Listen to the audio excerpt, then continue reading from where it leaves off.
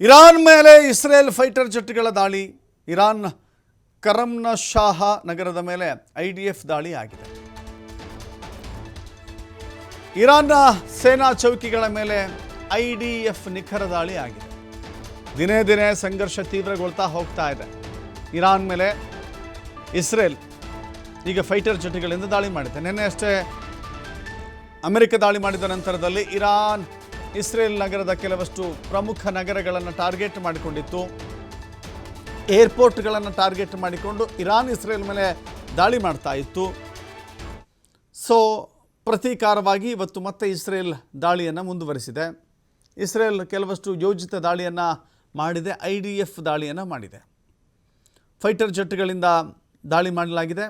ಇರಾನ್ನ ಸೇನಾ ಚೌಕಿಗಳು, ಸೇನಾ ನೆಲೆಗಳು ಅಂತ ಏನು ಹೇಳ್ತೀವಲ್ಲ, ನಿಖರವಾಗಿ ಅದನ್ನು ಧ್ವಂಸಗೊಳಿಸುವ ನಿಟ್ಟಿನಲ್ಲಿ ಇಸ್ರೇಲ್ ಇವತ್ತು ಕಾರ್ಯಾಚರಣೆಯನ್ನು ನಡೆಸಿದೆ.